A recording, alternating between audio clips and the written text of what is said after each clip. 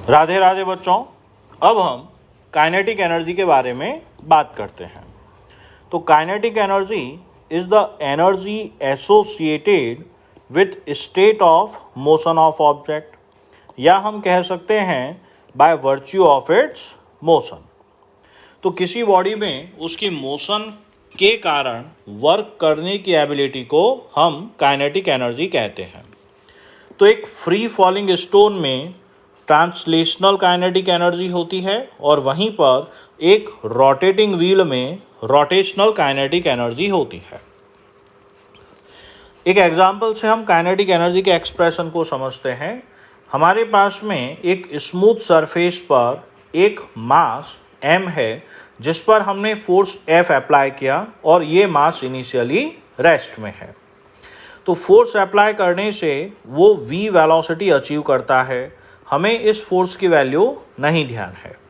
तो कोई constant force act किया जिससे उसकी स्पीड 0 से v चेंज हो गई। हमें वर्क डन निकालना है in terms of mass and speed. तो डिस्प्लेसमेंट मान लिया कि यहाँ पर s है, तो वर्क फोर्स इनटू डिस्प्लेसमेंट होगा। अब यहाँ पे फोर्स और डिस्प्लेसमेंट आपस में पैरेलल हैं, इसलिए यहाँ पर Fs हो गया, थीटा इक्वल टू 0 है। अब फोर्स को हम ma लिख सकते हैं, तो हमारे पास वर्क डन MAS है। तो यहाँ पर A और S हमारे लिए अननोन क्वांटिटी है, S हमने यहाँ डिस्प्लेसमेंट लिया है। तो अब हम थर्ड इक्वेशन ऑफ मोशन लगाएं जो कि v square equal to u square plus 2as है। तो इनिशियल वेलोसिटी 0 है, फाइनल वेलोसिटी v है, तो यहाँ से as की वैल्यू हम v स्क्वायर बाई 2 ले सकते हैं। तो as की जगह पर हमने v स्क्वायर बाई 2 यहाँ रखा, तो हमारे पास work done half mv square आ गया। इसका मतलब work done change in kinetic energy के इक्वल होता है। अगर यही बॉडी चल रही होती और फिर हमने स्टॉपिंग फोर्स लगाया तो उसको रोकने के लिए भी हमें उतना ही वर्क करना पड़ेगा जितनी की बॉडी में काइनेटिक एनर्जी है, जो कि ये क्वेश्चन है। अब हम बात करें कि if a particle of mass m moving with velocity v then kinetic energy is given by, हम उसकी काइनेटिक एनर्जी को हाफ mv स्क्वायर से देते हैं। अब ये जो v स्क्वायर है ये बेसिकली वेलोसिटी का डॉट प्रोडक्ट है। m हमेशा पॉजिटिव होता है और किसी वेक्टर का खुद के साथ डॉट प्रोडक्ट हमेशा पॉजिटिव होता है, इसलिए काइनेटिक एनर्जी ऑलवेज पॉजिटिव। अब काइनेटिक एनर्जी डिपेंड करती है फ्रेम ऑफ रेफरेंस पर।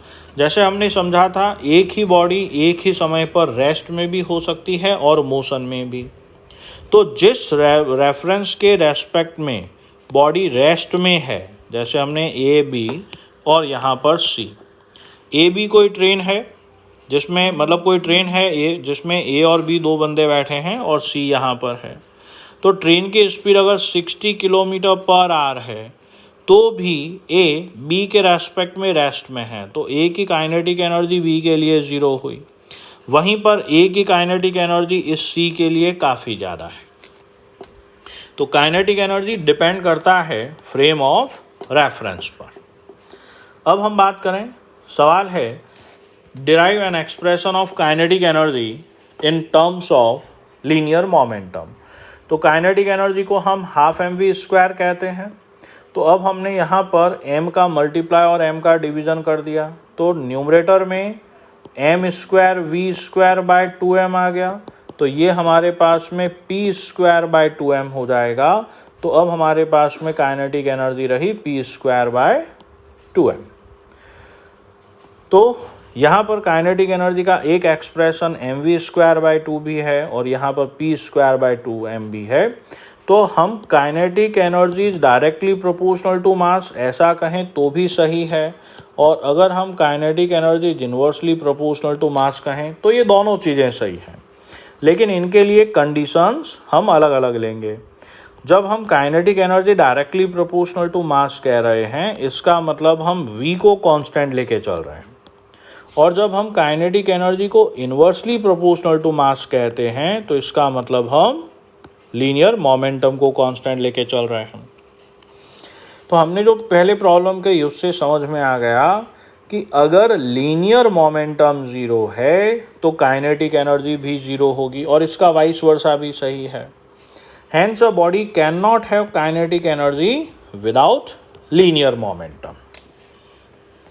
अब हम यहाँ पर बात करें कि काइनेटिक एनर्जी और वेलोसिटी में ग्राफ चाहिए, तो kinetic energy equal to half m v square. तो देखा जाए तो ये पैराबोला का है, हमें सिंगल पावर वेरिएबल के बारे में सोचना है। तो kinetic energy velocity speed velocity positive हो या नेगेटिव हो, काइनेटिक एनर्जी ऑलवेज पॉजिटिव, तो काइनेटिक एनर्जी का कर्व ये होगा। यहाँ पर अगेन काइनेटिक एनर्जी का कर्व ये होगा। अब इन दो की बात करें तो k equal to p square by 2m है, k ऑलवेज पॉजिटिव, यहाँ पे कर्व ऐसा होगा और ये कर्व ऐसा होगा। अब k और v स्क्वायर में ग्राफ चाहिए, तो k equal to m v square by 2। तो अब ये कर्व हमारा स्ट्रेट लाइन होगा जिसका स्लोप tan थीटा हमारे पास में m/2 होगा।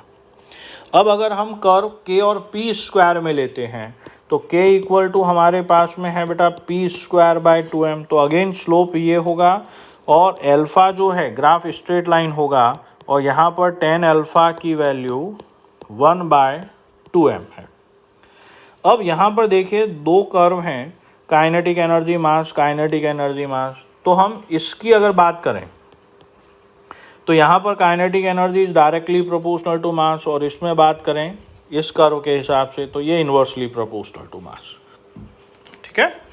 अब हमें एक ये भी ध्यान रखना पड़ेगा, ये वाला एक्सप्रेशन हम ज़्यादा अच्छे से सेंटर ऑफ मास वाले चैप्टर में समझ पाएंगे, लेकिन फिर भी हम एक बात देख लेते हैं।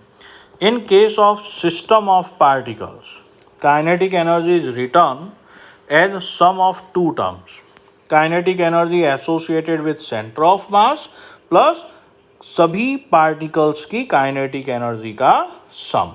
ये हम सेंटर ऑफ मास वाले चैप्टर में और डिटेल में पढ़ेंगे बेटा।